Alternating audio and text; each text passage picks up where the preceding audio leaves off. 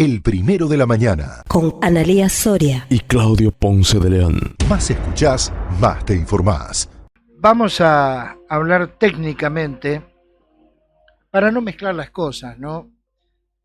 Estamos acostumbrándonos a algo que no nos lleva a ningún lado, que es mezclar las cosas desde lo periodístico. Una cosa es lo político y otra cosa es lo estrictamente técnico y legal. Vamos a abordar el tema de este decreto que hizo el presidente Milei, quitándole no solamente la pensión a la expresidente, sino también la jubilación. De privilegio no, esto es ley, y bueno, si no queremos que así sea, tenemos que modificarlo, no nos queda otra. Para eso vamos a hablar con el doctor Eduardo Barcesat, que hace rato que no hablamos con él. ¿Cómo le va, Barcesat? Ponce de León lo saluda. ¿Cómo está? Bien, muy bien. Saludos para ustedes y la audiencia.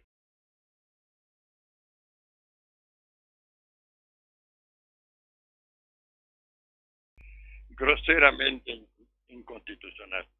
Ello porque quebranta dos principios que están en el texto constitucional y de los tratados internacionales de derechos humanos, que son, en principio, que no hay cosa juzgada en tanto que no se ha dictado pronunciamiento de última instancia, porque esta es una materia eminentemente federal.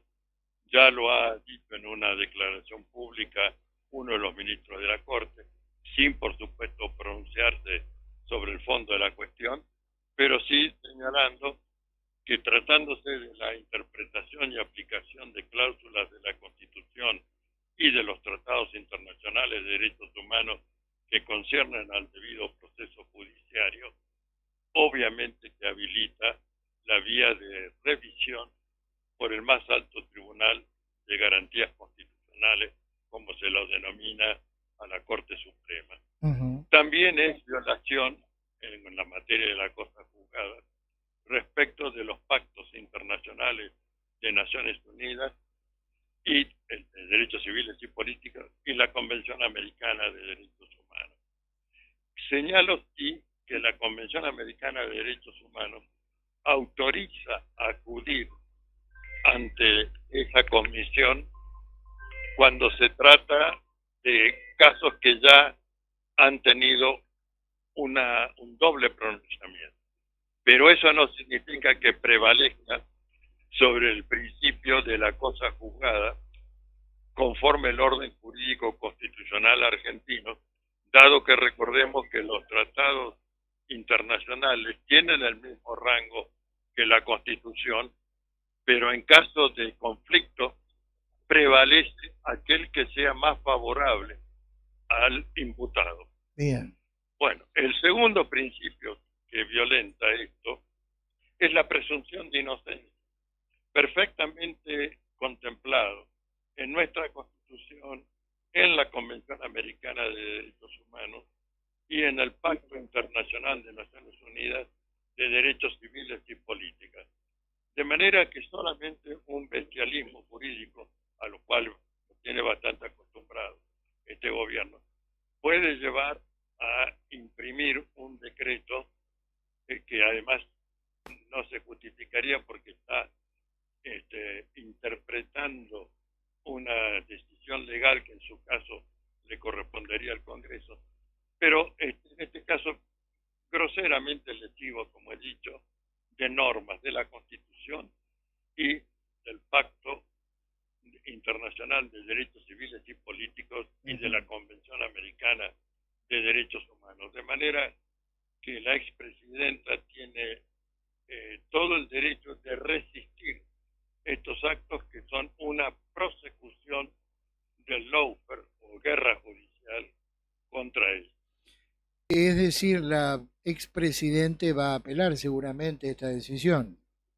Mire, yo no dudo que el calificado letrado que lleva su causa penal va a apelar, porque obviamente sería una yo diría, hipótesis imposible que dejara de recurrir cuando es un fallo que presenta tantos flancos constitucionales, que dejar de emplear la herramienta del caso federal sería inexplicable e injustificable, de manera que doy por sentado de que va a ejercer la defensa y convocar al llamado más alto Tribunal de Garantías Constitucionales para que examine este fallo que, repito, quebranta la racionalidad exigible y deseable del discurso jurídico y de las prácticas jurídicas. Ahora, más allá de todo esto, por sobre un tema que el propio gobierno ya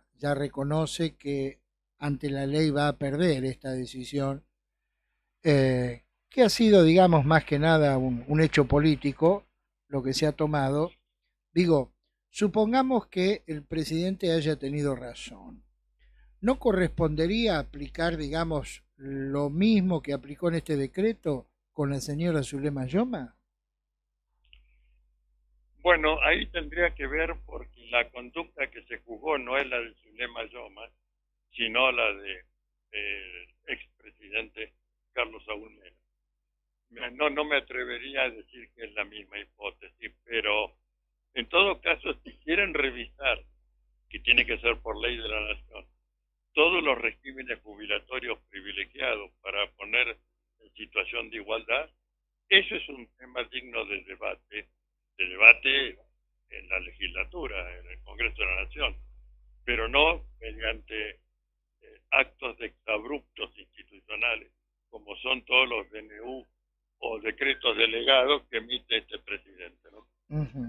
¿Y cuál sería su mirada, digamos, con respecto al tema de fondo, ¿no? El debate justamente que usted menciona sobre las denominadas jubilaciones de privilegio.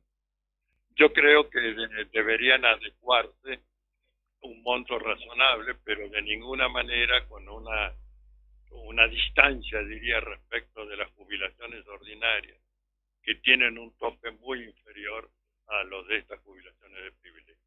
Bien. Buen día, doctor Barcesat, ¿cómo le va? Soy Analía. Sí, buen día. Yo lo escuchaba con atención y me queda una sola duda. Usted dijo que el decreto presidencial, este decreto último respecto a la pensión, a la jubilación de la ex vicepresidente, violenta la presunción de inocencia. Digo, la señora ya ha recibido una sentencia y una confirmación. O sea, el paso de la causa por estas dos instancias, ya me parece que la presunción de inocencia queda muy debilitada, ¿o no? Mire, esa palabra debilitada no significa nada en derecho. Ajá. O hay condena pasada en autoridad de cosa juzgada, o no hay condena pasada en autoridad de cosa juzgada. No hay zonas grises intermedias. Justamente por eso le preguntaba. Sí. Bien, por último, y desde ya le agradecemos su gentileza en atendernos, ¿usted cree que esto que falló la Cámara en los últimos días puede revertirse en la Corte? Bueno, realmente hacer un pronóstico sobre qué va a resolver la Corte hoy en día, creo que ningún jurista prudente lo haría. Estamos en un momento de pérdida de calidad en la administración de justicia, lo cual es claramente percibido por el pueblo de la nación argentina. Soy partidario de una profunda reforma en la organización e integración del Poder Judicial de la nación, de manera que solamente me limito a cumplir con el deber de obediencia a la supremacía de la Constitución Nacional y exigir que los tres poderes del gobierno federal cumplan con esa obligación. Y dentro de los tres poderes, el que diría más obligado está es precisamente el Poder Judicial de la Nación, porque eso nace desde la primera ley de organización del Poder Judicial de la Nación, la ley número 27, artículo 3, que dice que el primero de los deberes de los señores integrantes del Poder Judicial es el de asegurar la observancia a la supremacía de la Constitución Nacional, aún por sobre los actos de los otros poderes que estén en contradicción con ella. Muy bien, el doctor Eduardo Barcesat, Doctor, le agradezco muchísimo, le enviamos un saludo y que tenga una buena Otro jornada. para usted. Que siga Hasta bien. cualquier momento. Bueno, ahí estaba el constitucionalista Eduardo Barcesat, el constitucionalista, digamos, predilecto de la expresidente Cristina Fernández de Kirchner. Trabajó mucho para las madres. El primero de la mañana. 100% periodismo.